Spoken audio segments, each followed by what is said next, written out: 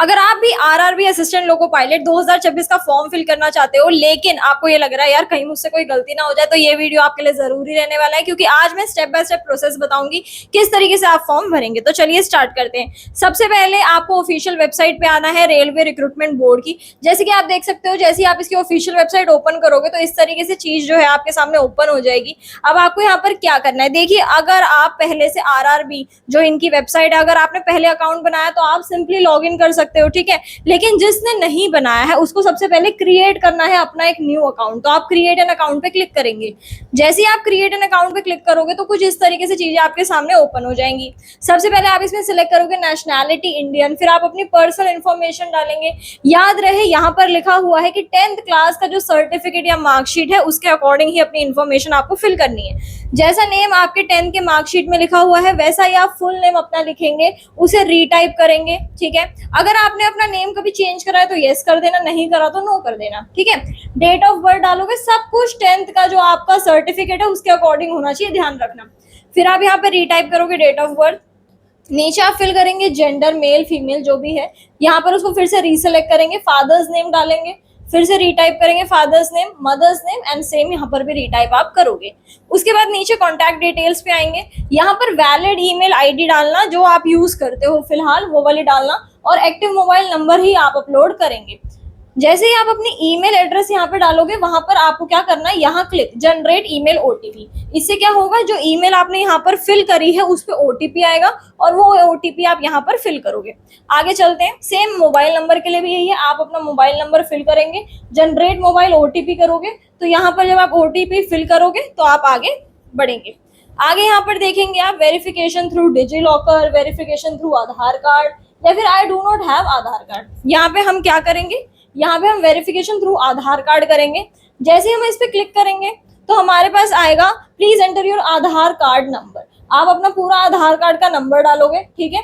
यहाँ पर भी आप ओटीपी वेरिफिकेशन के लिए जनरेट आधार ओटीपी करेंगे। इससे क्या होगा कि जो आपका आधार कार्ड से लिंक मोबाइल नंबर होगा उस पे ओटीपी आएगा और आप उसको एंटर करना और यहाँ पर टिक करना I confirm that I am 18 years old और ओल्डर, ठीक है। जैसे आप ये कर दोगे फिर आपको क्या करना है, फिर आपको सेट करना है अपना पासवर्ड। देखो पासवर्ड जो सेट करना है उसमें क्या क्या चीजें होनी चाहिए मैं आपको बता देती हूँ।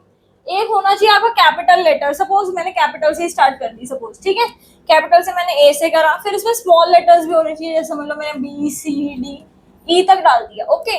फिर इसमें स्पेशल कैरेक्टर्स होने चाहिए, जैसे @ हो गया, हैशटैग हो गया, एंड आप इसमें से कुछ भी डाल सकते हो। और नंबर जैसे मैंने यहाँ लिख दिया 2 और 5, ठीक है। तो ये मैंने अपने हिसाब से पासवर्ड सेट कर लिया, इसे ही हम यहाँ पर भी लिखेंगे और क्या कर देंगे, कंफर्म करेंगे जी। यहाँ पर आप लिखेंगे I am not a robot और इसको आप preview and create an account click करेंगे। जैसे ही आप इसको क्लिक करोगे तो आपका अकाउंट बनके तैयार हो जाएगा। अब आपने अकाउंट बना लिया, अब आप किससे लॉग इन करोगे, अब आप लॉग इन करोगे अपने आधार से। इस पे आप क्लिक करेंगे, ठीक है। जैसे ही इससे क्लिक करेंगे तो आपके पास इंटरफेस खुल के आ जाएगा यहाँ पर कुछ इस तरीके का। अब यहाँ पे आपको दिख रही है 4 चीजें, क्या क्या है वो 4 चीजें। यहाँ आपको दिखेगा general instructions, online application, application history और मॉडिफाई रजिस्ट्रेशन डिटेल्स। देखो जिस भी स्टूडेंट ने पहले अपना जो अकाउंट है यहाँ पर बनाया होगा, अगर उसे कोई भी चेंज करना है, कोई भी मॉडिफिकेशन करना है कि मेरे से यहाँ पर कुछ गलती हुई थी पहले लिखते टाइम, आप उसको करेक्ट कर सकते हो। और जिनको ऐसा कुछ भी नहीं करना, अब हमें सिंपली हमने नया अकाउंट बनाया, हमने फॉर्म फिल करना है, तो हम ऑनलाइन एप्लीकेशन पे क्लिक करेंगे और यहाँ पर इस तरीके की चीज हमारे सामने आ जाएगी, जहाँ पे आपकी ओपनिंग डेट लिखी हुई है कि 15/5, दैट इज आज से फॉर्म स्टार्ट हो रहे हैं आपके, और 14 जून तक रहने वाले हैं। यहाँ पे आप सेलेक्ट करिएगा जोन जिसके लिए भी आप अप्लाई करना चाहते हो, फिर यहाँ पर आप करेंगे टिक और यहाँ पे क्या करोगे, नेक्स्ट कर दोगे। जैसे ही आप इसको नेक्स्ट कर दोगे तो उसके बाद ओपन हो जाएगा आपके सामने ऐसा। अब मेडिकल फिटनेस की बात कर रहा है वो। देखो पहले के टाइम पे जो मेडिकल फिटनेस वगैरह रहता था ये आपका जब सारा सिलेक्शन हो जाता था फिर होता था, लेकिन अब पहले ही पूछ रहे हैं। अब आपसे पूछ रहे हैं do you have any stammering, speech impediment और feeble voice that may affect clear communication. आपको सही से सुनाई ना देने में कुछ ऐसा तो नहीं कि कुछ आवाज है जो आपको इफेक्ट करती है क्लियर कम्युनिकेशन को, ठीक है ना। तो यहाँ पर आप लिखेंगे नो। आगे बढ़ेंगे, do you have any hearing impairment, क्या आपको कोई प्रॉब्लम तो नहीं है सुनने में थोड़ी सी या ज्यादा, तो इस पे भी आप क्लिक टिक करेंगे नो। आगे बढ़ेंगे, आगे आपसे पूछा जा रहा है क्वेश्चन नंबर 3, क्या आपका जो विजन है वो 6x6 का है?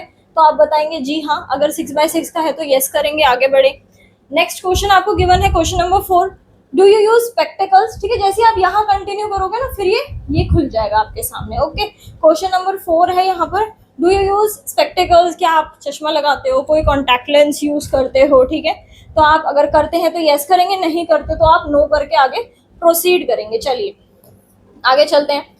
Have you undergone any eye surgery? क्या आपने कभी अपनी कोई भी आई सर्जरी वगैरह कराई है? अगर आपने कराई है तो यस करना, नहीं कराई तो नो करके आगे कंटिन्यू करेंगे। चलिए next, do you have any colour blindness और डिफिकल्टी?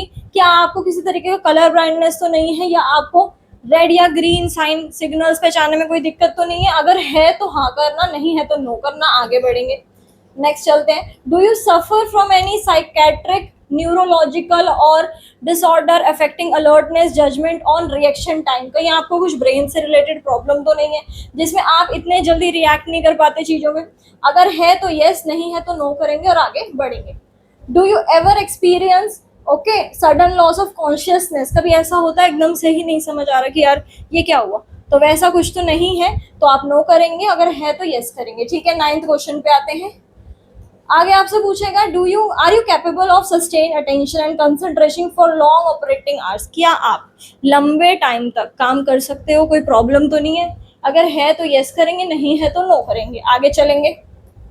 क्या आपको डायबिटीज तो नहीं है? कभी आप डायबिटीज से तो नहीं डायग्नोज हुए? अगर हुए हो तो यस कर देना, नहीं हुए तो नो कर देना। Have you been diagnosed with hypertension, high blood pressure तो नहीं हुआ कभी?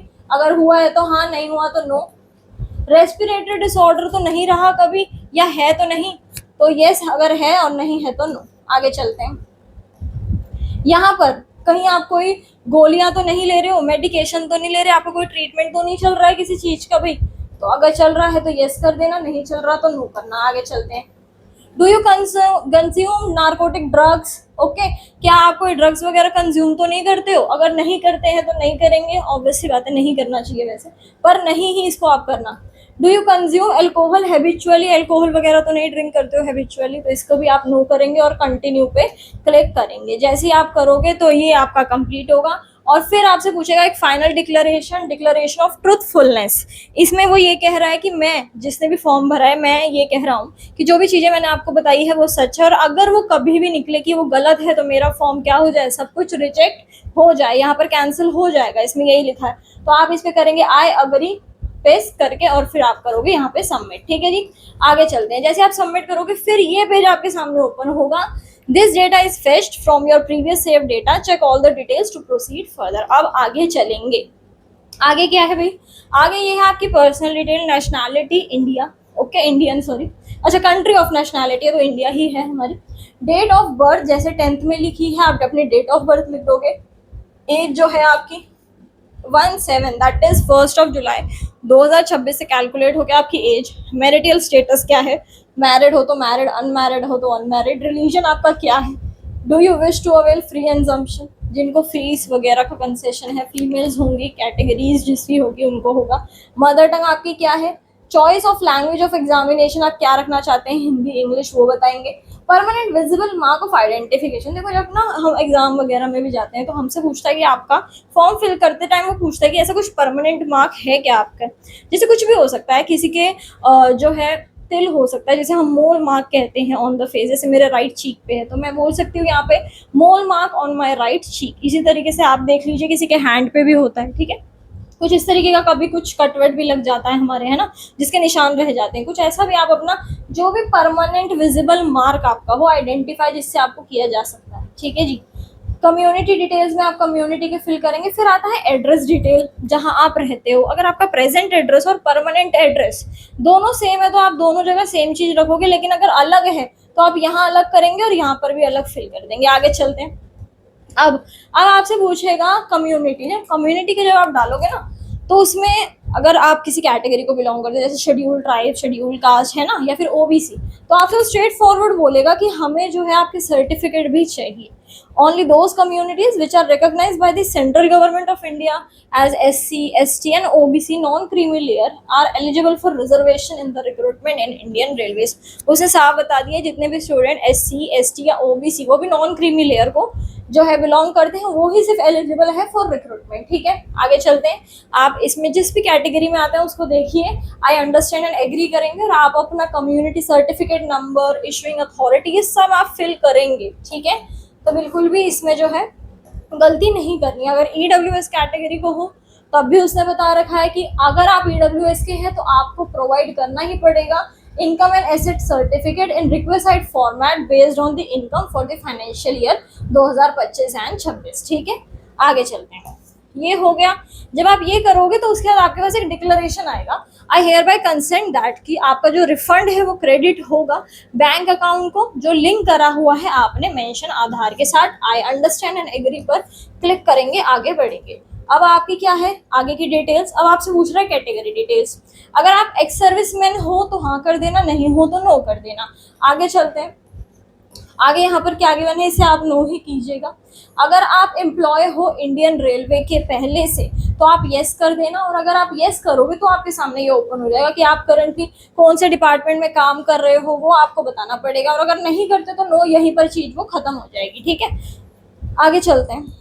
अगर आप डिपार्टमेंट में है तो आपको डिटेल्स भी देनी पड़ेगी। ठीक है, अब आगे चलते हैं। यहाँ पर अगर आपने अप्रेंटिस का जो कोर्स है वो कंप्लीट किया था तो उसके बारे में डिटेल्स पूछता है। ठीक है, are you a course completed act apprentice in railway establishment and possessing NAC granted by NCVT। अगर आपने करा है तो आप यस कर देना। फिर आपसे सारी चीजें पूछेगा, कौन से ट्रेड में करा, आपका ट्रेनिंग कब से रहा। ठीक है, ट्रेनिंग टू डेट पूछेगा, ड्यूरेशन कितने टाइम की आपकी रही, क्या आपका रिजल्ट आ गया, कितने मार्क्स आए, सर्टिफिकेट डेट, सर्टिफिकेट नंबर और आपके फुल मार्क्स, ये चीजें वो पूछेगा। ठीक है, यहाँ पर आगे चलेंगे।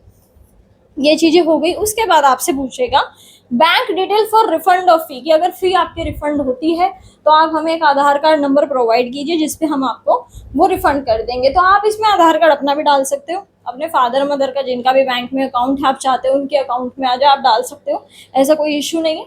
जैसे ही आप आधार कार्ड एंटर करोगे वो अपने आप रिकॉग्नाइज कर देगा कौन से बैंक से अकाउंट है और आपको वो डिटेल्स भी शो होने लगेगी। चलिए यहाँ पे सेव करेंगे और नेक्स्ट करके अब हम आगे प्रोसीड करेंगे। जब ये हो गया तो हमारी दो चीजें हो गई हैं, पर्सनल डिटेल्स हो गया, अदर डिटेल्स हो गया। अब हम आ चुके हैं एजुकेशनल क्वालिफिकेशंस पे। एसेंशियल क्वालिफिकेशंस की अगर मैं बात करती हूँ तो आप क्वालिफिकेशंस भरना स्टार्ट करेंगे। ठीक है, यहाँ पर सबसे पहली क्वालिफिकेशंस तो देखो 10th पास एग्जाम है तो हम अपना मेट्रिकुलेशन ही डालेंगे। सबसे पहले मैंने मेट्रिकुलेशन डाला, जिस भी स्टेट से मैंने अपनी 10th पास करी है मैंने वो डाली। डिस्ट्रिक्ट बोर्ड, कौन सा बोर्ड है, जैसे CBSE होता है, central board of secondary education, आपका जो भी बोर्ड रहा होगा आप वो फिल करेंगे। कब आपने पास किया वो बताओगे, रोल नंबर बताओगे। ठीक है, और आपका सीरियल नंबर भी बताएंगे आप। ठीक है, 10th class certificate serial number, ये सारी चीज आप बताओगे। फिर आप इसको यहाँ क्या करोगे, ऐड पे टिक करोगे तो एक चीज आपकी ऐड हो जाएगी। देखो कुछ इस तरीके की दिखेगी पहली चीज, फिर आपको एसेंशियल क्वालिफिकेशन में आपके ऐड होती हुई दिख जाएगी। ठीक है, नेक्स्ट बात करते हैं। अब हम ITI की अपनी इंफॉर्मेशन भर देते हैं। क्वालिफिकेशन ITI, जिस भी उसमें आपने ITI किया है वो लिखेंगे, जिस स्टेट से करा है डिस्ट्रिक्ट लिखेंगे, नेम ऑफ इंस्टीट्यूट लिखेंगे, जब पास करा है वो बताओगे, सर्टिफिकेट किस कहाँ से इशू हुआ और सर्टिफिकेट किस टाइप का है। इसको करने के बाद भी आप क्या कर दोगे, ऐड करोगे और आगे चलोगे। हाँ देखो अब हमारी 3 चीजें हो चुकी है, personal details, other details, educational qualification. अब आते हैं फोटो के बाद। बहुत सारे स्टूडेंट्स कह रहे हैं कि जो फोटो है उसके बाद उनको लग रहा है कि कोई सर्टिफिकेट भी डाउनलोड करना है, बट ऐसा नहीं है। देखो आपकी जो फोटो है वो लाइव फोटो ही आपकी कैप्चर होगी। शर्त ये है जहां पे भी बैठ के फोटो कैप्चर करोगे पीछे का बैकग्राउंड लाइट होना चाहिए, क्लियर होना चाहिए, लाइट आनी चाहिए अच्छी रूम में। ऐसे कोई भी फोटो नहीं खींचनी। जैसे इधर देखो, यहाँ पे देखो इन्होंने सैंपल बताए हैं रिजेक्टेड फोटोज, कौन सी रिजेक्ट हो जाएंगी फोटोज आपकी। अगर इस तरीके के फोटो खींचेंगे आप तो वो रिजेक्ट हो जाएंगी आपकी। ठीक है, तो आपको ऐसी जगह पे खींचनी है, मैंने बताया ही, जहां पर सही लाइट आ रही है और सही से आपका फेस जो है क्लियरली विजिबल होना चाहिए।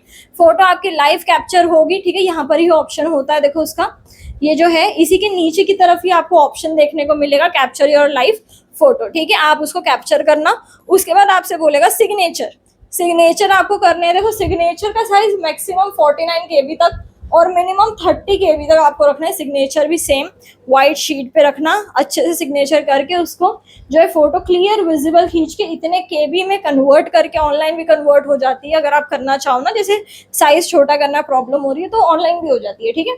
फिर उसको सेलेक्ट कर लेना, यहाँ अपलोड करना और यहाँ टिक करके आप क्या कर दोगे, इसको भी कंप्लीट करोगे और यहाँ सेव करके क्या कर देंगे आप, नेक्स्ट कर देंगे, ठीक है जी। आगे चलते हैं। अब आपको इस तरीके से देखने को मिलेगा, applicant photograph, applicant signature updated successfully, ये चीज आपको होगी। अब click plus icon to select the interested zone post to apply. अब क्या करोगे आप, ये जो है इस पे प्लस पे क्लिक करोगे, ये ऑटोमेटिक यहाँ पे आ जाएगी, ठीक है भाई। अपना जोन वगैरह देखना किस तरीके से क्या है, आपको जो भी सेलेक्ट करना है वो ऑटोमेटिक यहाँ आ जाएगा जब आप सेलेक्ट करोगे, ठीक है। जब ये इधर आ जाएगा उसके बाद हम नीचे यहाँ पर करेंगे टिक, I have exercised and check my order of post preference for the post I am interested to apply, ठीक है। यहाँ पर आप क्या करेंगे, इन दो चीजों पे करेंगे टिक। प्लेस जहाँ से आप भर रहे हो वहाँ की प्लेस ही रखना यहाँ पर, और डेट जैसे आज ही मैंने करा है तो ये आज का है, ठीक है। और यहाँ पर आपके साइन भी आपको शो हो जाएंगे, ठीक है। इस तरीके से आप करेंगे। यहाँ पर आप पहले सेव और फिर प्रीव्यू एप्लीकेशन, और जैसे ही प्रीव्यू एप्लीकेशन करोगे आपका सारा एप्लीकेशन आपके सामने ओपन हो जाएगा और आपका form RRB assistant loco pilot का कंप्लीटली फिल हो जाएगा।